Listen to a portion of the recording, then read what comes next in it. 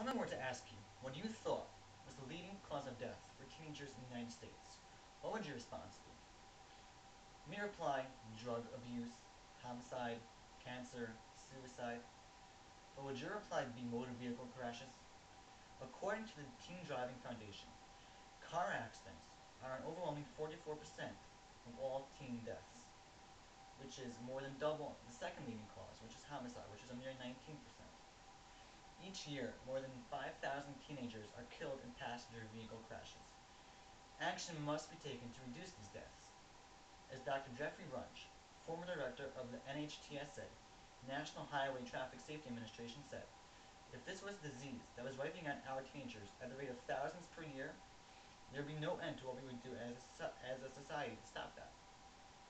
Already, states are enacting regulations on teen eligibility for driver's licenses. However, there is more that can and should be done. To be good at something, one should practice it firsthand. My proposition is that the state governments should make driver's education a mandatory course for all high schools. I will try to explain and demonstrate on this proposition over the course of my presentation.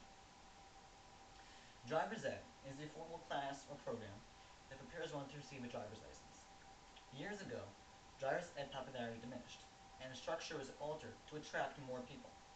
Ironically, the rate of vehicle accidents rose and fell, along with the rise and fall of driver's ed.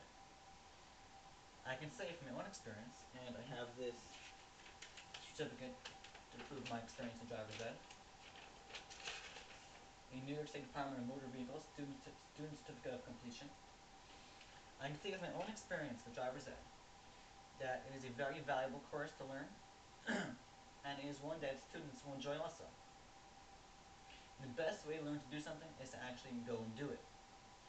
There isn't a much better way to learn about driving than to actually take a car, go on the roads, drive with an instructor to guide you and point out the things that you do wrong.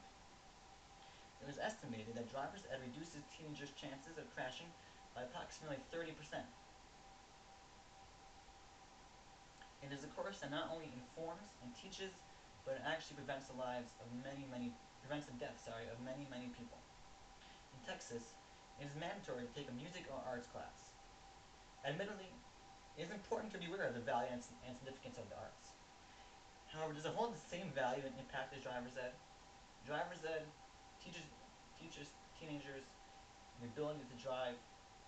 Driving is a power that one has that can kill, to really seriously injure people. The same cannot be said about music and arts. It does not help prevent the deaths of people, and it can't be compared to the value in life as driver's ed is. In fact, is there any subject taught at schools that can apply to our everyday lives as much as driver's ed does? I want to share with you two stories that were stated in a recent Reader's Digest article regarding the dangers of teenager driving. Heading home from basketball practice, Jonathan Chapman, a 16-year-old high school basketball player from La Plata, Maryland, was reportedly speeding when his car ran into an SUV. He and his three friends, ages 14 to 16, were all killed. Second tragic story is 5 days after graduating from high school, Bailey Goodman, 17, of Fairport, New York, and 4 classmates were on their way to her family's cottage.